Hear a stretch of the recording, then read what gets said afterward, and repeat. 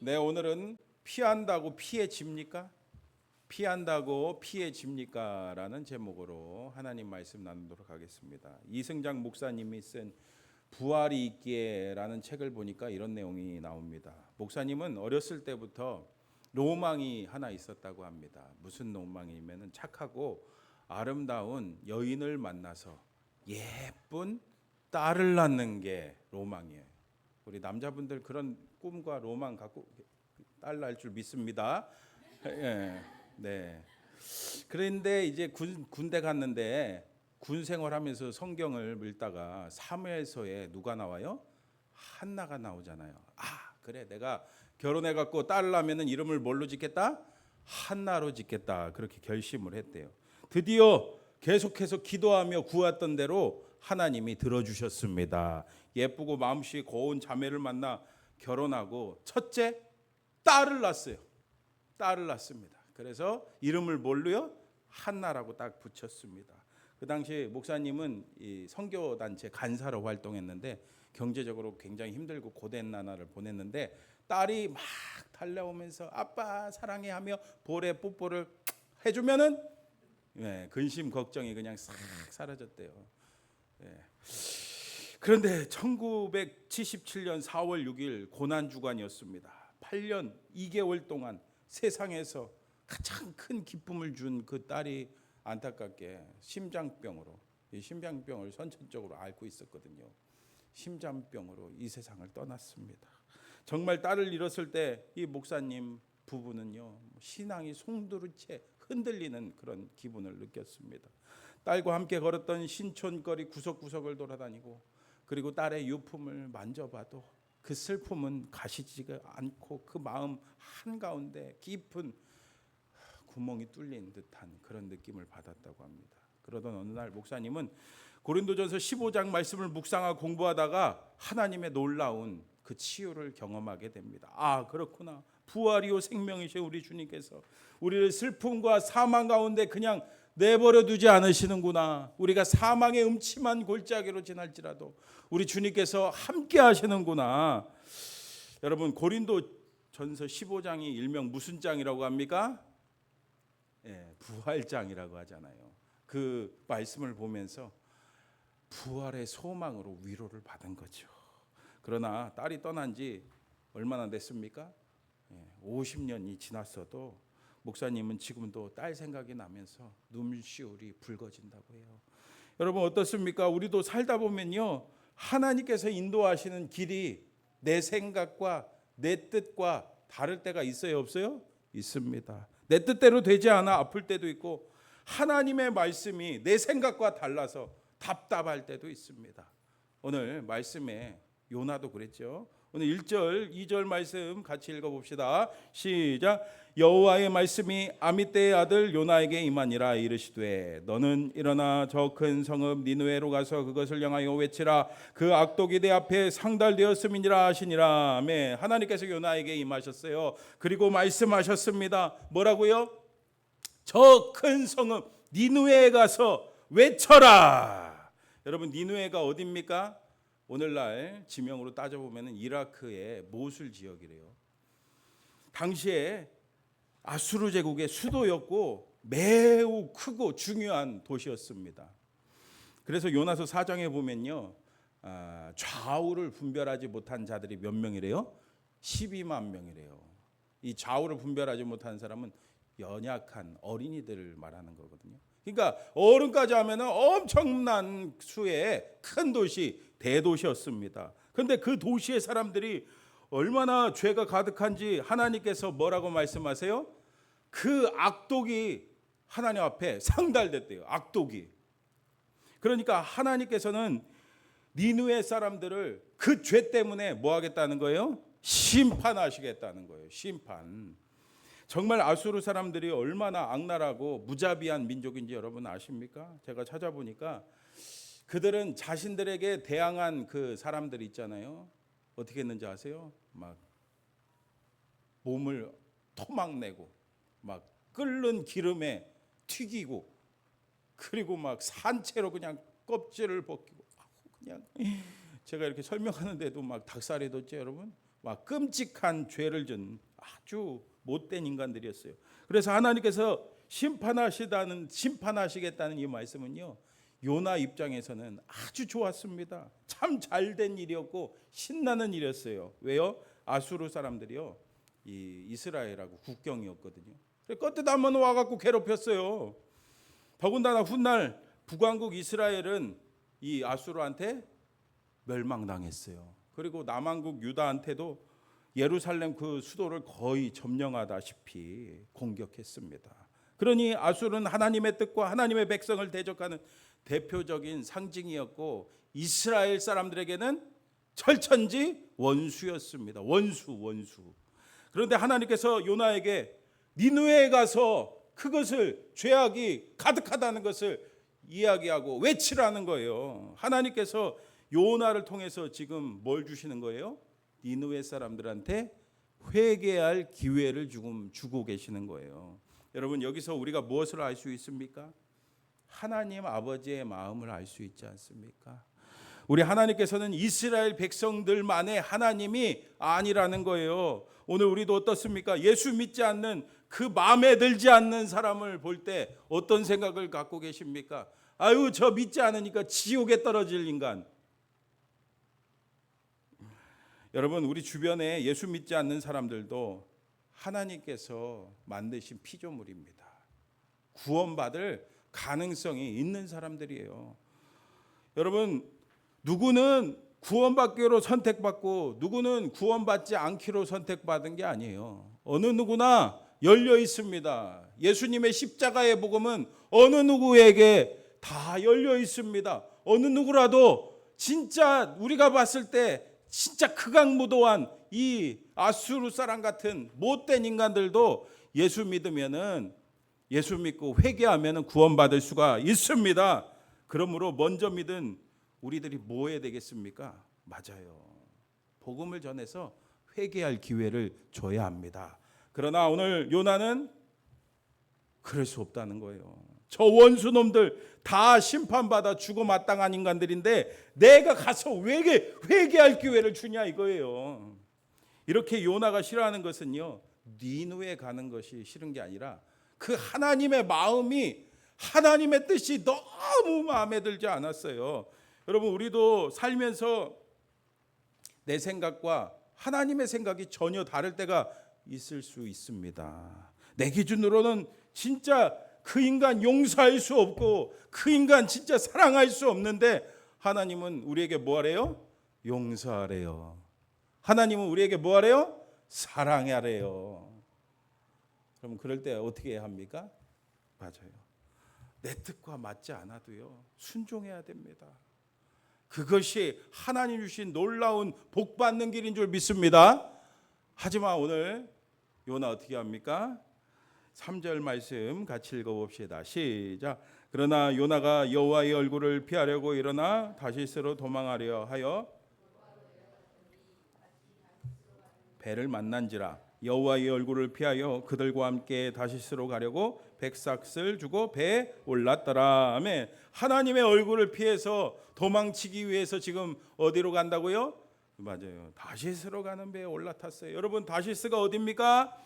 니느웨는 여러분 이라크 여기죠. 중동 쪽 아시죠? 어딘지 지금 머릿속에 다 지도 있으시죠? 예, 여러분 다시스는 어디냐면 스페인 지역이래요. 스페인 어딘지 아시죠? 유럽 저기 끄트머리. 그러니까 완전히 반대쪽으로 지금 가고 있어요. 그러나 여러분 생각해 보세요. 사람이 하나님의 얼굴을 피해서 도망갈 수 있습니까? 없습니까? 이런 어리석은 요나의 모습을 보세요. 그런데 바로 이 모습이 바로 누구의 모습입니까?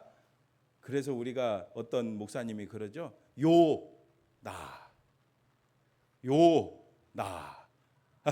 바로 나의 모습 아닙니까?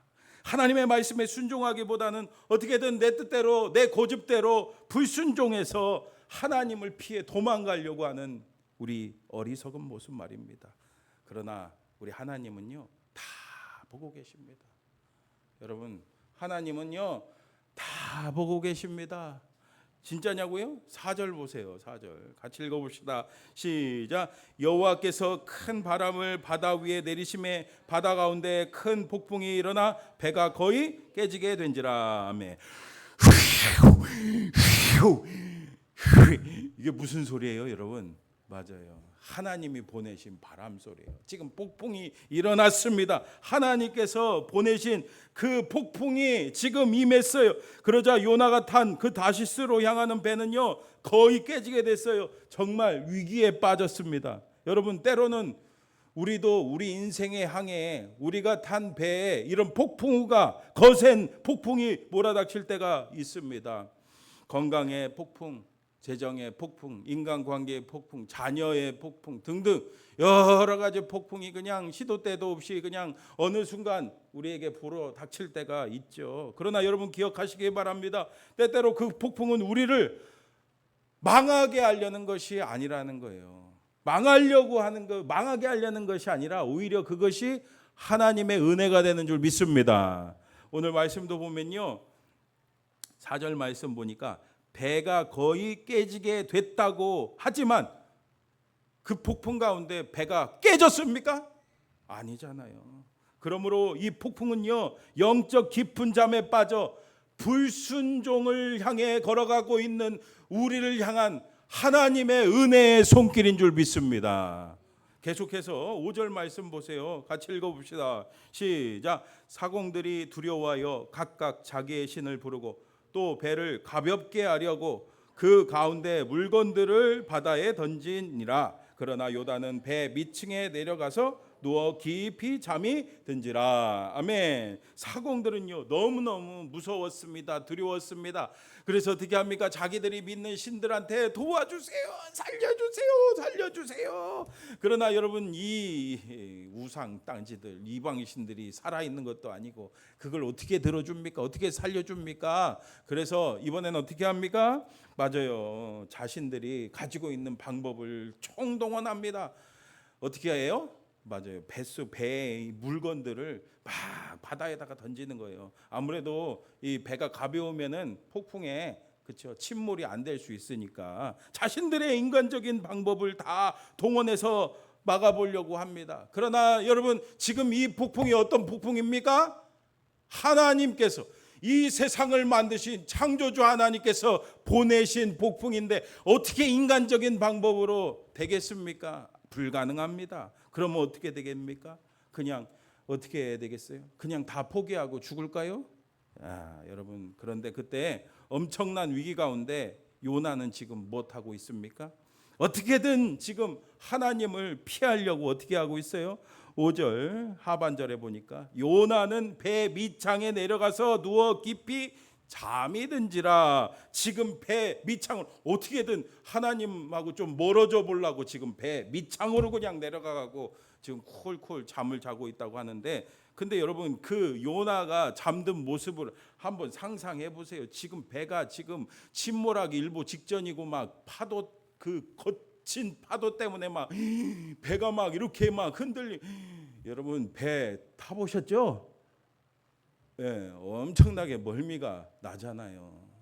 얼마나 괴롭겠습니까? 그런데 지금 태연하게 잠을 잘 수 있겠습니까? 요나는 이 폭풍이 하나님께서 보내신 폭풍이라는 것을 알았어요. 그러나 하나님의 뜻과 하나님의 계획이 자신의 생각과 뜻과 맞지가 않으니까 어떻게든 좀 버텨보려고. 우리가 바로 이런 모습 아니겠어요? 내 생각하고 하나님의 뜻이 안 맞으면요, 우리도 어떻게든 내 뜻을 관찰하려고 얼마나 버텨봅니까? 그러자 하나님이 어떻게 하세요? 6절 말씀 같이 크게 읽어봅시다. 6절 말씀 시작. 선장이 그에게 가서 이르되 자는 자여, 혹시 하나님이 우리를 생각하사 망하지 아니하게 하시리라 하니라. 아멘. 선장이 잠든 요나를 막 깨우면서 일어나라고, 일어나. 당신의 하나님께 기도해. 여러분, 놀랍지 않습니까? 하나님께 기도하고 하나님을 찾아야 할 그 선지자는 지금 잠들어 있는데 하나님을 모르고 있는 누가요? 이방인 이 선지자가 하나님께 기도하라고 있습니다. 기도하라고 하고 있어요. 여러분, 이렇게 하나님께서는요, 폭풍우를 사용하실 뿐 아니라 또 누구를 사용하신 거예요? 이방인 이 선장을 사용하십니다. 여러분 그렇습니다. 이렇게 하나님께서 우리를 순종으로 이끄시기 위해서 여러 가지 방법을 우리에게 사용하십니다. 때로는 폭풍으로, 또 환경으로, 또 여러 사람으로 영적으로 잠든 우리를 지금도 일어나. 여러분 지금 주무시는 분이 한 분도 안 계신데 여러분한테 한 건 아니고 영적으로 일어나시라는 거예요. 하나님이 여러 통로로 말씀하신다는 거예요. 돈을 따라 달렸던 인생이 결국 저를 무너뜨렸습니다. 하지만 그 빚이 하나님께 돌아오게 만든 가장 큰 은혜였습니다. 여의도 금융권에서 수천억 원의 자산을 운용하던 펀드 매니저 출신 구영민 목사님의 고백이에요. 구영민 목사님의 고백. 구 목사님은요, 개척교회를 섬기는 목회자의 자녀로 태어났습니다. 뭐 개척교회니까 얼마나 힘들겠어요. 가난 속에서 먹고 싶은 거, 하고 싶은 거 다 포기했어요. 그럴 때가 너무 많았습니다. 그러다 보니까 돈에 대한 강박, 돈에 대한 집착을 가지고 자랐습니다. 성공해서 돈을 많이 벌면 좋겠다. 그래서 어디에 입사했겠어요? 증권사에 입사했습니다. 그리고 약 10년간 5천억 원의 자금을 운영하며 막대한 연봉과 성과금을 받았대요. 돈을 참 많이 벌었습니다. 외제차도 타고 강남에 좋은 아파트도 샀습니다. 그러나 화려한 성공 뒤에 하나님과의 관계는요, 무너졌어요. 교만을 경계하라는 부모님의 말씀과 하나님의 그 경고 사인을 무시하고 펀드 매니저 하면서 부정직하게 살았습니다. 결국 인생에 거센 폭풍이 찾아왔어요. 2012년에 고객으로부터 130억이요. 130억의 소송을 당했대요. 130억. 그래서 가지고 있던 모든 돈을 그냥 한순간에 그냥 다 잃어버리고 50억 빚지게 생겼대요. 50억 빚졌대요. 50억. 그제야 모든 것이 무너진 그 폭풍 가운데 누구를 찾아요? 비로소 하나님을 찾기 시작합니다. 하나님 앞에 엎드려 통곡하며 기도했습니다. 하나님 살려주십시오. 살려주십시오. 하나님밖에 없습니다. 하나님밖에 없습니다. 간절히 기도했습니다. 어떻게 할 수 없어서 하나님 앞에 매일 엎드려 울며 기도했어요. 살려달라고 부르짖는 것 외에는 할 방법이 없기 때문이죠. 그렇게 그는 모든 것이 무너진 자리에서 비로소 하나님을 제대로 바라보기 시작하면서 그 전에 부정직하게 살았는데 이제 정직하게 살기 시작합니다. 그래서 주님 말씀 순종해서 빚을 피하거나 숨기기보다는 책임을 감당하기로 결심하고 금융 업무를 계속하는 동안에 욕심 다 내려놓고 정직하게 고객에게 말했대요. 그러자 하나님께서 새로운 일들을 행하십니다. 새로운 직장을 허락하시고 그리고 감당하기 어려웠던 빚도 차근차근 갚을 수 있도록 인도해 주셨습니다. 특히 성실하게 약속을 지키는 모습을 보고 원고측이 소송을요 취하해 줬대요. 그리고 일부 금액을 탕감해 줬어요. 그는 말합니다. 사람의 마음을 움직이시는 분은 하나님이셨습니다. 저는 그 사건을 통해 은혜는 받을 자격이 있어서가 아니라 하나님께서 베푸시는 선물이라는 사실을 깨달았습니다. 그렇게 그에게 빚은요 실패의 상징이 아니라 오히려 하나님의 은혜가 된 줄 믿습니다.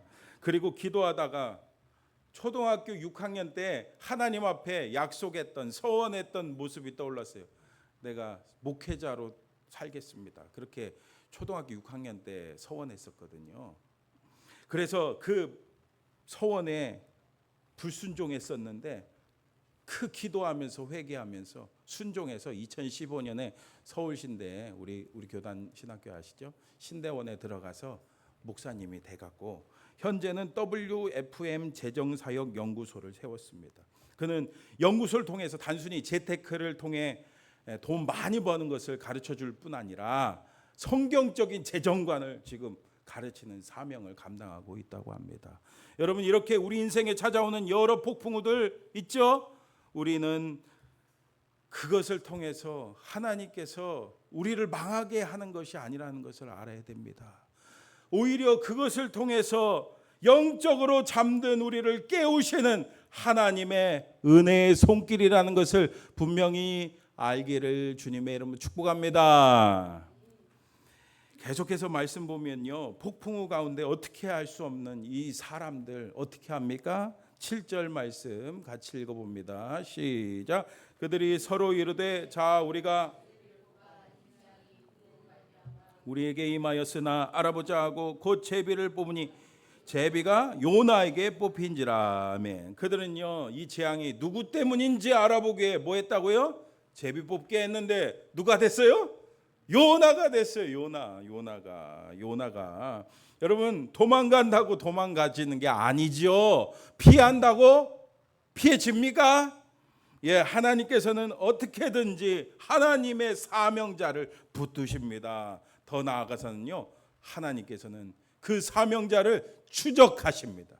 추적하세요. 계속해서 8절도 보세요. 같이 읽어봅니다. 시작. 무리가 그에게 이르되 청하건대 이 재앙이 누구 때문에 우리에게 임하였는가 말하라. 내 생업이 무엇이며 내가 어디서 왔으며 내 나라가 어디며 어느 민족에 속하였느냐 하니 선원들이 요나를 둘러싸서 막 뭐하고 있는 거예요? 막 추궁합니다. 이게 뭐냐, 네가 뭐냐 하면서 막 추궁을 하죠. 그러자 요나는 다 알고 있죠, 사실. 그래서 말합니다. 9절에서 10절 같이 읽어봅니다. 시작. 그가 대답하되 나는 히브리 사람이요 바다와 육지를 지으신 하늘의 하나님 여호와를 경외하는 자로라 하고 자기가 여호와의 얼굴을 피함인 줄을 그들에게 말하였으므로 무리가 알고 심히 두려워하여 이르되 내가 어찌하여 그렇게 행하였느냐 하니라.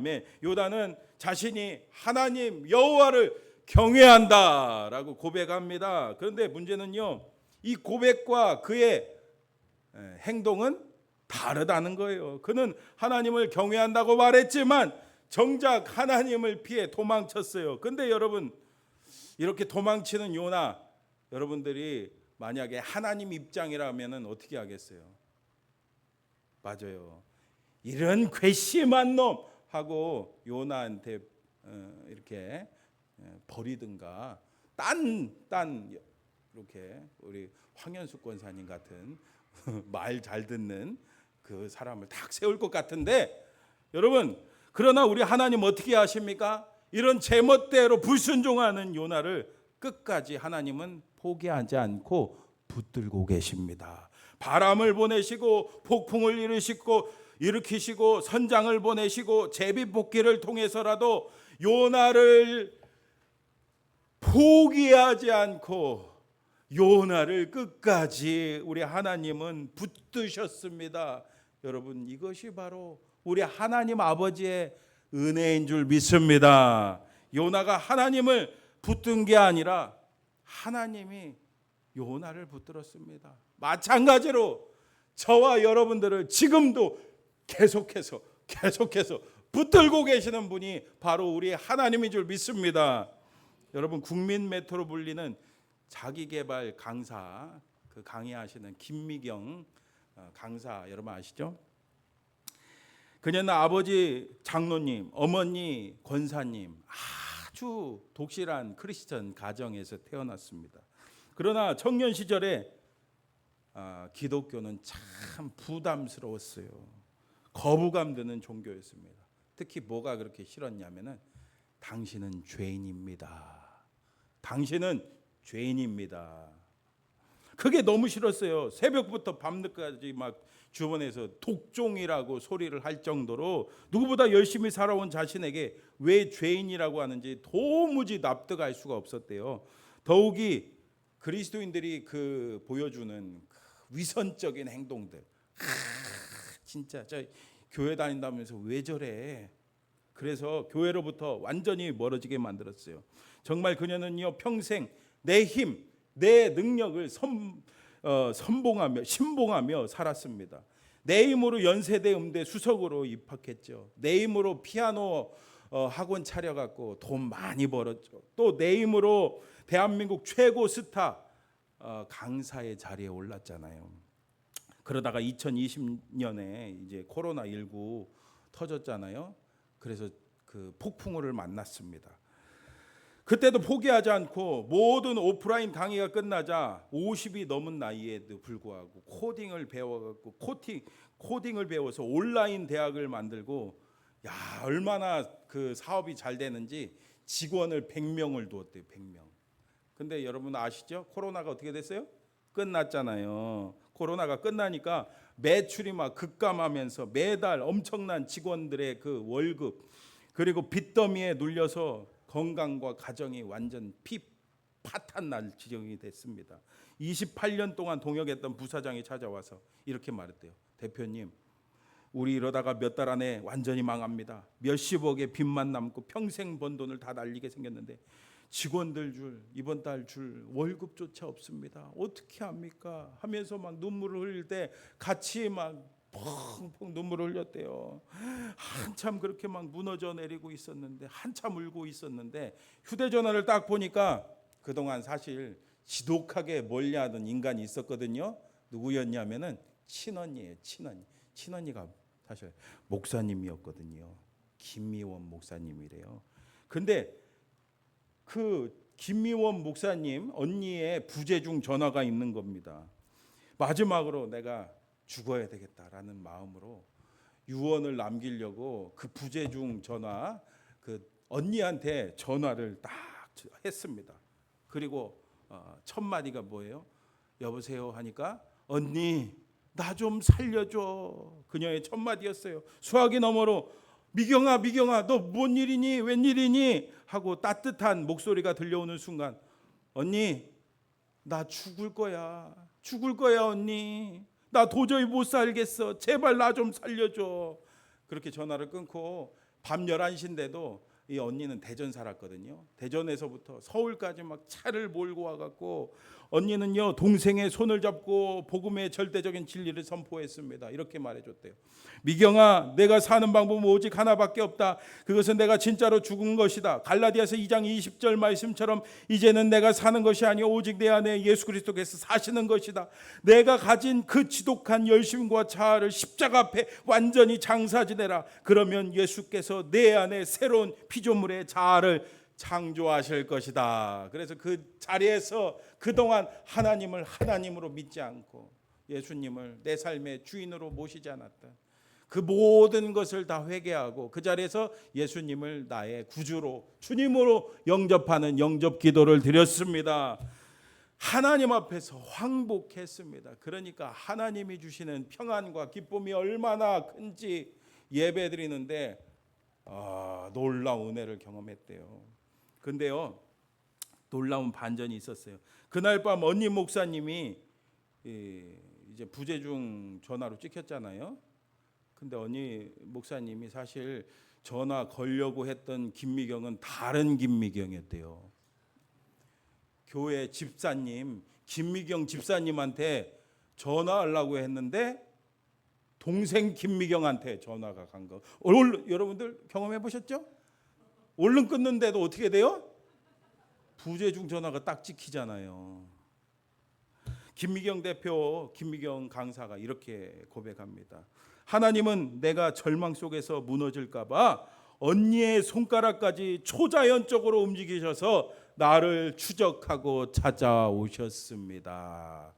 사랑하는 성도 여러분, 오늘 성경은요, 불순종하여 하나님을 피해 도망치건 어리석은 요나 선지자를 보여줍니다. 그러나 동시에 도망치는 사명자를 포기하지 않으시고 바다 끝까지, 배 밑창까지 마침내 그래서 추적해서 마침내 세우시는 하나님의 집요한 사랑을 보여줍니다. 여러분, 오늘 말씀의 제목처럼 피한다고 피해집니까? 피한다고 피해지어요? 다 하나님의 손바닥 아닙니다. 지금 여러분 삶에 찾아오는 폭풍이 있습니까? 환경이나 사람을 탓하면서 더 깊은 그 배 밑창에 숨지 마세요. 나를 멈춰 세우시고 영적인 잠을 깨우시는 하나님의 은혜로운 손길을 잡으시고 그 영적인 잠에서 깨어나셔서 하나님이 주신 놀라운 품 안에 하나님이 주신 그 사명을 잘 감당하세요. 그러면 주님이 주신 놀라운 은혜가 저와 여러분들 가운데 가득가득 넘칠 줄 믿습니다. 네, 오늘 들은 말씀을 기억하며 함께 기도합시다. 지금 내 삶에서 하나님이 일어나 가서 외치라고 말씀하시지만 내 감정과 내 상식에 내 뜻과 맞지 않아서 지금 도망가고 있는 나만의 다시스가 있습니까? 내 고집과 그 모든 것을 내려놓고 주님 말씀에 순종하게 하여 주시옵소서. 내 삶에 찾아온 지금 뜻밖의 폭풍이 있습니까? 그것이 하나님의 은혜라는 것을 깨닫고 돌이키게 해 주시옵소서. 하나님 말씀에 순종하게 하여 주시옵소서. 우리 들은 말씀을 기억하며 주여 한번 부르짖고 통성으로 기도합니다. 주여 하나님